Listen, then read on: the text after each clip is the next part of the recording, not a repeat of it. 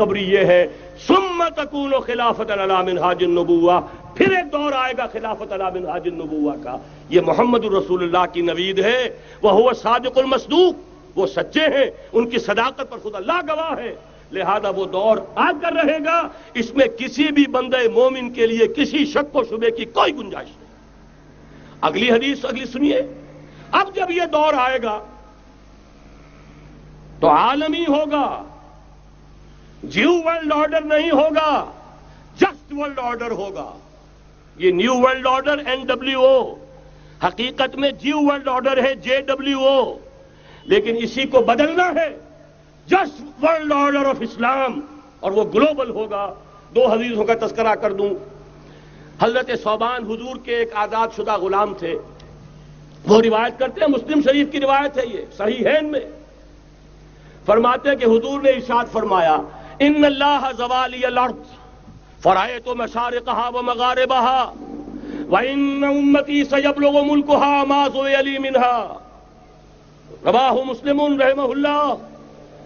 حضور فرماتے ہیں اللہ تعالیٰ نے میرے لیے پوری زمین کو لپیٹ دیا، یہاں تک کہ میں نے اس کے سارے مشرق دیکھ لیے، سارے مغرب دیکھ لیے.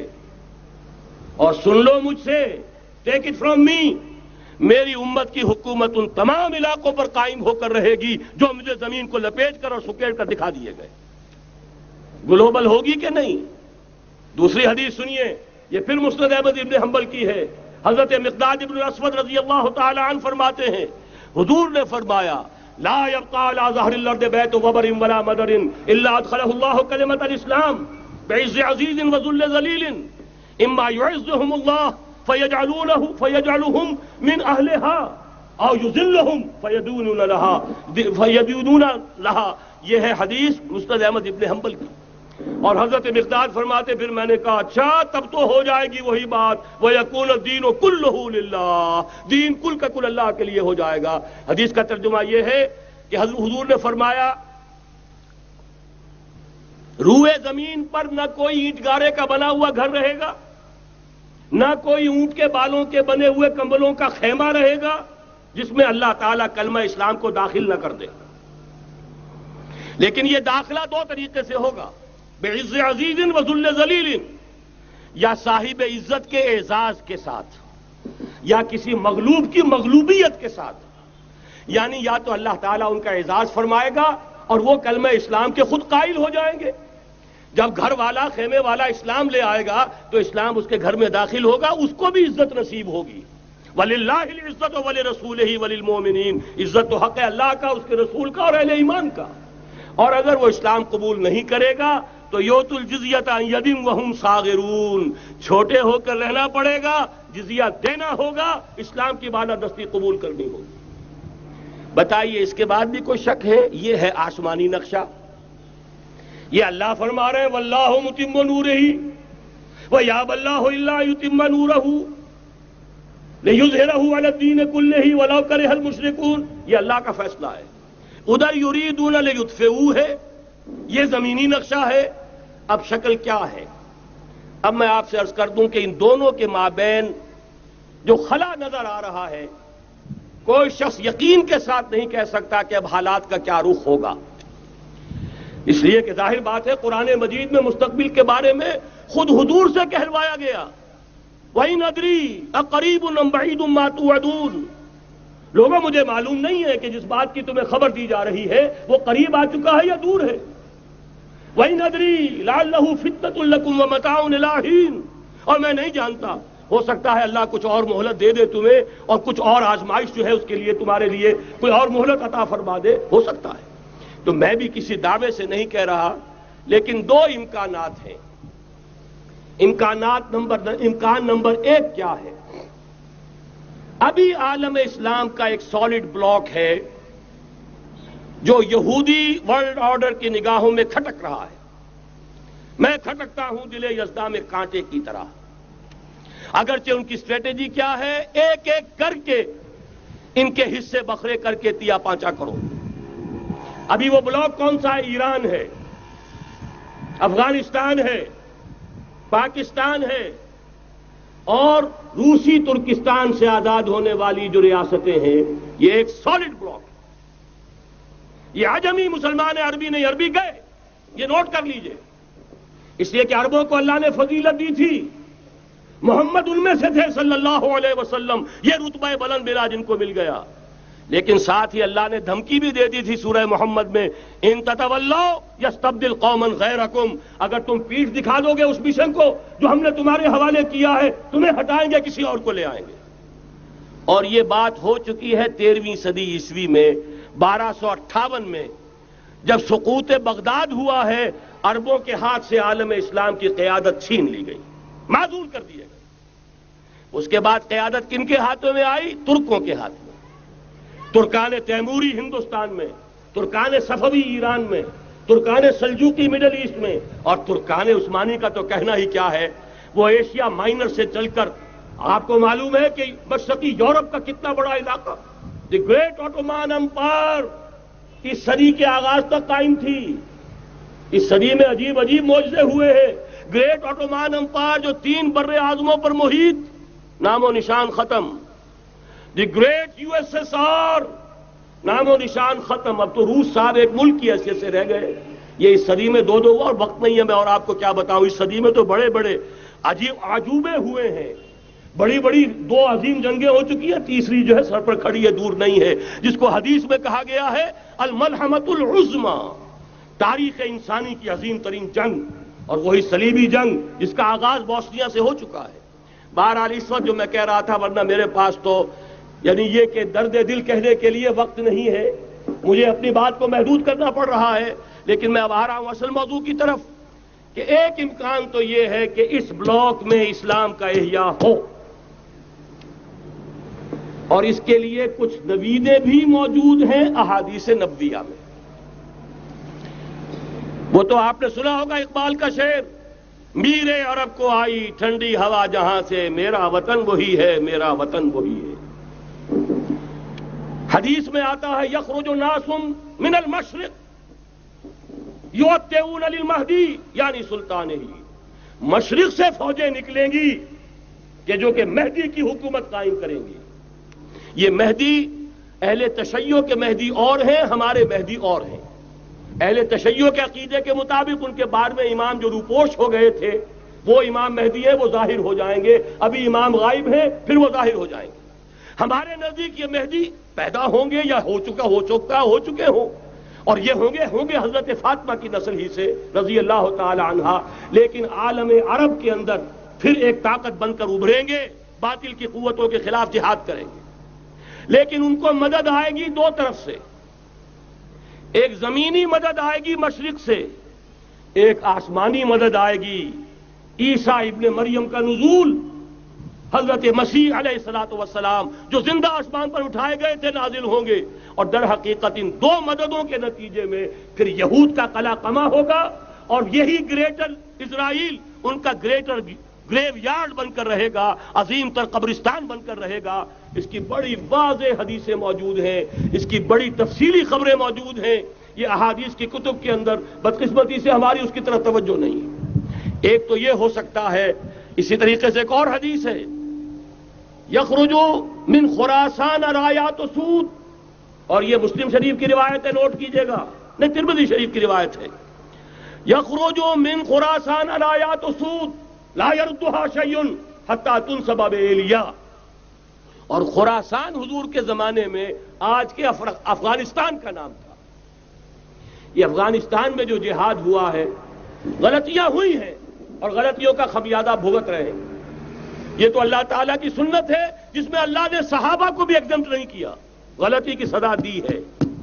35 صحابہ کی غلطی غزوہ احد میں ہوئی، جہاں سے حکم تھا کہ مت ہٹنا، 50 میں سے 35 ہٹ گئے، نتیجہ کیا نکلا؟ فتح شکست میں بدل گئی، 70 صحابہ شہید ہو گئے۔ اللہ تعالیٰ نے فرمایا وَلَقَدْ صَدَقَكُمُ اللَّهُ وَعْدَهُ إِذْ تَحُسُّونَهُم بِإِذْنِهِ حَتَّىٰ إِذَا فَشِلْتُمْ وَتَنَازَعْتُمْ فِي الْأَمْرِ وَعَصَيْتُم مِّن بَعْدِ مَا أَرَاكُم مَّا تُحِبُّونَ۔ مسلمانوں، ہم سے گلہ نہیں کر سکتے، ہم نے اپنا وعدہ سچا کر دکھا دیا تھا جبکہ تم انہیں گاجر مولی کی طرح کاٹ رہے تھے، لیکن جب تم ڈھیلے پڑ گئے، تم نے ڈسپلن کو توڑا، تم نے اختلاف کیا، تو سزا دی ہم نے۔ تو اگر صحابہ کرام رضوان اللہ تعالی علیہ مجمعین، خیر الناس بعد الانبیاء، پوری نوع انسانی کے اندر انبیاء کے بعد بلند ترین انسان، اگر ان کی بھی غلطی کا خمیازہ جو ہے اللہ نے چکھایا، کیوں چکھایا؟ ضروری تھا، آئندہ کے لیے سبق ہو جائے۔ یہ وَلِيُمَحِّصَ مَا فِي قُلُوبِكُمْ، تاکہ تمہارے دلوں کے اندر اگر کہیں کوئی کھوٹ ہے اور پاک کر دیں ہم۔ اس لیے بہرحال غلطیاں ہوئی ہیں افغانستان میں، ایک امام کے ساتھ بیعت نہیں تھی، بلکہ بدقسمتی اور بڑھ کر یہ ہے بیعت کر کے توڑ دی۔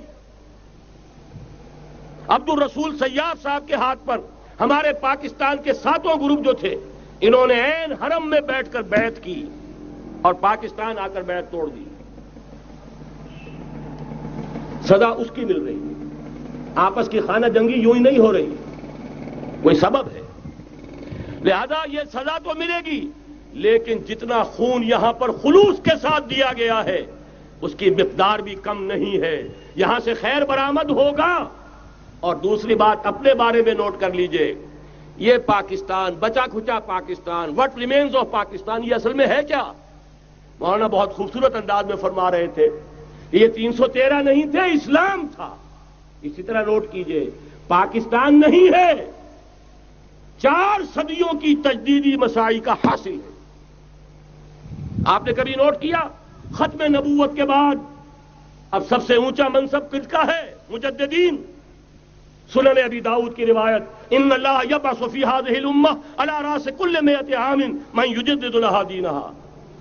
اور نوٹ کیجئے کوئی بات ہے، 1000 برس تک سارے مجدد عالم عرب میں پیدا ہوئے، جیسے ہی دوسرا 1000 سال شروع ہوا، الف ثانی کا مجدد اعظم شیخ احمد سرہندی کہاں تھا؟ صنم خانہ ہند میں حاضر ہوا۔ میں شیخ مجدد کی لحد پر، وہ خاک کے ہے زیر فلک مطلع انوار، گردن نہ جھکی جس کی جہانگیر کے آگے، جس کے نفس گرم سے ہے گرمی اعراض۔ وہ پھر 12ویں صدی کا مجدد اعظم امام الہند شاہ ولی اللہ دہلوی، 13ویں صدی کا مجدد اعظم سید احمد بریلوی، اس کے خون کا امین اور اس کے ساتھ کے شہداء کے خون کا امین، ان کے جسموں کا امین آپ کا خطہ ہزارہ، آپ کا خطہ سوات، اس میں ان کی جانیں ہیں جو دی گئی ہیں۔ اور وہ نہایت میں آپ سے عرض کر دوں، دور صحابہ کے بعد اتنا خالص اسلامی جہاد پوری مسلمان تاریخ میں نہیں ملے گا جتنا وہ تحریک شہیدین کا تھا۔ 14ویں صدی ہجری میں شیخ الہند جیسا مجاہد اعظم کہ انگریز نے گرفتار کر کے قید بھی کیا ہے، تو کہاں؟ ہندوستان میں نہیں، کہاں؟ جزیرہ سائرس، کیا نام تھا؟ مالٹا، جزیرہ مالٹا بحر روم میں۔ اقبال کے نفس سے ہے لالے کی آگ تیز، ایسے غزل سرا کو چمن سے نکال دو۔ کہیں ہندوستان کی کسی جیل میں ہوا تو شاید اس کے نفس کی گرمی ہی سے کوئی حرارت پیدا ہو جائے۔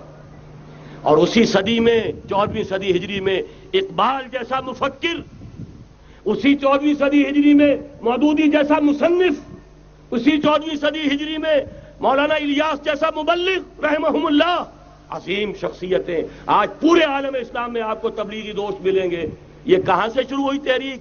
دہلی کی ایک چھوٹی سی مسجد سے، وہ مسجد بنگلے والی اب تو بڑی عالیشان ہو گئی ہے، جب وہاں شروع ہوا تھا کام بڑی چھوٹی سی مسجد۔ یہ سارے کام یہاں کیوں ہوئے؟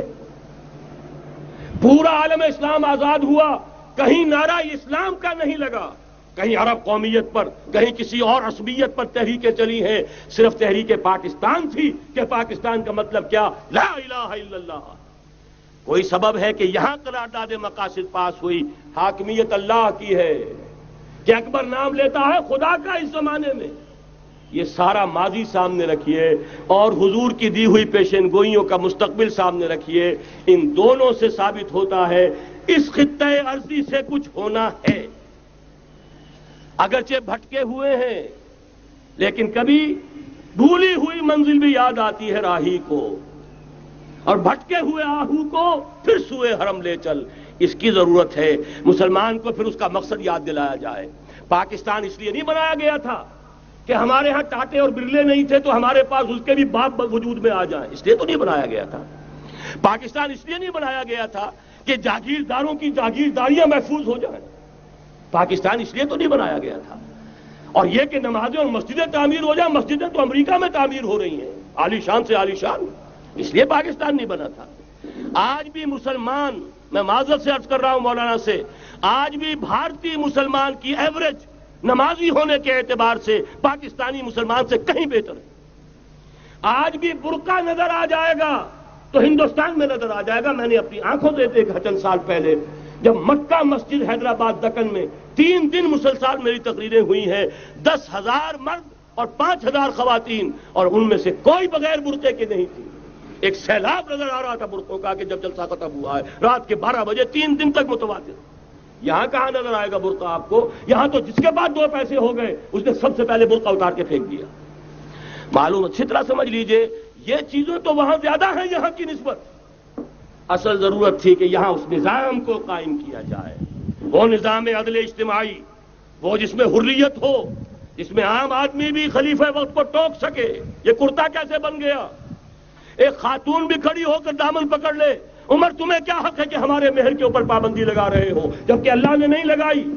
اللہ قرآن میں قنطارہ کا لفظ استعمال کر رہا ہے۔ ڈھیروں سونا دے دے کوئی شخص اپنی بیوی کو مہر کے اندر، طلاق دیتے وقت اس میں سے کچھ نہیں لے سکتا، آپ کون ہوتے ہیں ہمارے حق کے اوپر پابندی لگانے والے؟ اور عمر نے کہا، آج ایک بڑھیا نے وہ اب عمر کو دین سکھایا، آرڈیننس واپس۔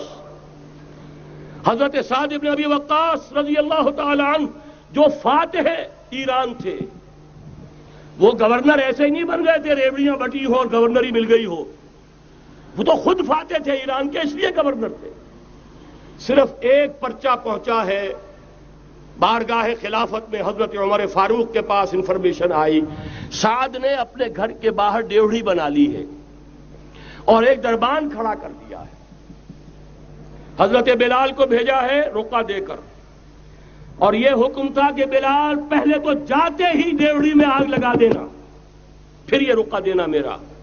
اور رقعے میں لکھا ہوا تھا، اے سعد، لوگوں کو ان کی ماں نے آزاد جانا تھا، تم نے انہیں اپنا غلام کب سے بنا لیا ہے؟ یہ دربان کھڑے کر دیا اپنے آگے۔ وہ حریت، وہ مساوات کہ جا رہا ہو خلیفہ وقت اور چارج لینے جا رہا ہے بیت المقدس کا، کوئی ذاتی علاج کے لیے نہیں جا رہا، سیر و سیاحت کے لیے نہیں جا رہا، چارج لینے کے لیے بالکل سرکاری وزٹ ہے، آفیشل وزٹ ہے، اسٹیٹ وزٹ ہے۔ اور حال کیا ہے؟ 700 میل کا فاصلہ طے کرنا اور ایک اونٹنی، کوئی انٹوریج نہیں، کوئی خدم و حشم نہیں، کوئی جمبو جٹ بھرے ہوئے نہیں، کچھ نہیں، ایک اونٹنی ایک خادم۔ اس ایک اونٹنی پر چونکہ راستے کا راشن بھی ہے لہذا 2 آدمی نہیں بیٹھ سکتے، ایک بیٹھ سکتا ہے۔ ایک منزل خلیفہ وقت بیٹھا ہوا ہے اوپر اور خادم نکیل پکڑ کر چل رہا ہے، اگلی منزل خادم اوپر بیٹھا ہے اور خلیفہ وقت عمر بن الخطاب رضی اللہ تعالی عنہ اور وہ آگے آگے نکیل پکڑ کر چل رہے ہیں۔ یہ نظام چاہیے آج نوع انسانی کو۔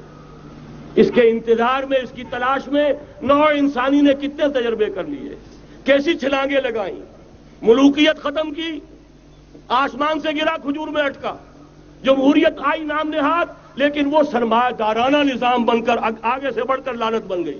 پہلے جاگیردار مسلط تھا، اب سرمایہ دار اور کارخانے دار مسلط ہو گیا۔ اس سے نکلنے کے لیے زور لگایا، کمیونزم کی طرف گئے، چھلانگ لگائی، اب ایک پارٹی ڈکٹیٹر بن کر بیٹھ گئی۔ انسان رست از یک بنتا افتاد در بندے دیگر، ایک چیز سے غلامی سے نجات پاتا ہے، دوسری میں پھنس جاتا ہے۔ اور کیوں؟ کہ وہ نظام عدل اجتماعی جو محمد عربی کو دے کر بھیجا گیا تھا، اس کے کسٹوڈین سوئے ہوئے ہیں، اس کے کسٹوڈینز کو اندازہ ہی نہیں۔ یہ نسخہ تو ہمارے پاس تھا، ہمیں عمل کرنا تھا اور دنیا کے سامنے پیش کرنا تھا۔ پاکستان بنایا اس لیے گیا تھا کہ ہم اس کا ایک نمونہ دنیا کے سامنے پیش کریں گے۔ قائد اعظم نے فرمایا تھا کہ ہم یہ چاہتے ہیں کہ پاکستان کی صورت میں عہد حاضر میں اسلام کے اصول حریت و اخوت و مساوات کا ایک نمونہ قائم کر کے دکھائیں۔ کہاں ہے وہ؟ بھٹک گئے، سو گئے۔ بہرحال اب بھی وقت ہے، جب تک سانس تب تک آس۔ میرے عزیز نے تو ڈرایا ہے اور صحیح ڈرایا ہے۔ اللہ تعالیٰ نے 25 برس انتظار کیا تھا، پہلے عذاب کا کوڑا پھر مارا ہماری پیٹھ پر۔ وَلَنُذِيقَنَّهُم مِّنَ الْعَذَابِ الْأَدْنَىٰ دُونَ الْعَذَابِ الْأَكْبَرِ، بڑے عذاب سے پہلے چھوٹا عذاب کا مزہ چکھائیں گے۔ لَعَلَّهُمْ يَرْجِعُونَ، شاید کہ لوٹ آئیں۔ وہ ہم سے 1000 میل کے فاصلے پر ہوا تھا، اگرچہ 93,000 ہمارا کڑیل جوان، جن میں غالباً 43,000 فوجی، اور یہ کہ تقریباً اتنی تعداد میں جو غیر فوجی تھے، وہ اس ہندو کے غلام بنے، قیدی بنے، جن پر 800 برس تک، کہیں 600 برس تک، کہیں 1000 برس تک حکومت کی تھی۔ اتنی بڑی شکست کا کلنک کا ٹیکا ہماری پیٹھ پر پڑا۔ پہلے عذاب کا کوڑا آ گیا تھا، 25 برس ہو گئے تھے قمری حساب سے، نوٹ کر لیجئے، یہ نہ سمجھیے 24.25 برس ہوئے تھے، 24.25 برس قمری حساب سے 25 برس تھے۔ اور اب نوٹ کر لیجئے اگلے 25 برس کے پورے ہونے میں اگلے رمضان کی 27 تاریخ تک صرف مہلت ہے۔ نصف صدی پوری ہوا چاہتی ہے۔ کوئی عجب نہیں اس عذاب الادنا کے بعد ہم جاگے نہیں، ہوش میں نہیں آئے، کوئی عجب نہیں کہ بڑے عذاب کا کوڑا ہماری پیٹھوں پر برس جائے۔ لیکن مجھے یہ یقین ہے، نوٹ کر لیجئے، اگر یہ دوسرا امکان ہو گیا، خدا نہ خواستہ اللہ کے عذاب کا کوڑا ہماری پیٹھ پر برسا، مجھے یقین ہے اللہ ہندوؤں کو مسلمان بننے کی توفیق دے گا، لیکن اسلام کا بول بالا اسی خطے سے ہوگا۔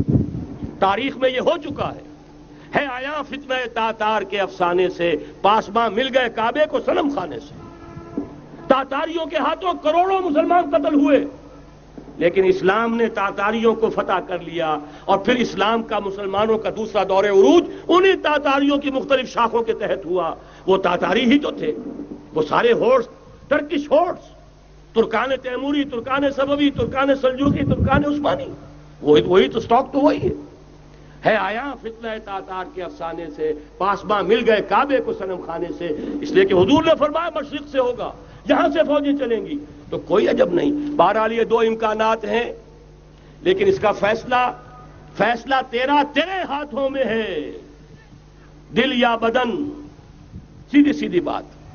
اگر تو اب بھی ہم ٹھیک ہو جائیں، جاگ جائیں، ہوش میں آ جائیں، قوم یونس کی طرح توبہ کر لیں، تو بغیر عذاب کے کوڑے کے رحمت خداوندی ہم پر سایہ کرے گی۔ اگر ہم نہ جاگے تو وہ عذاب کا کوڑا آئے گا۔ یہ نہیں میں کہہ سکتا ان ادری قریب بعید ما توعدون، یہ میں نہیں کہہ سکتا، یقین کے ساتھ جانتا ہوں کہ آئے گا، لیکن یہ کہ اس کے بعد بھی یہیں سے بول بالا ہوگا۔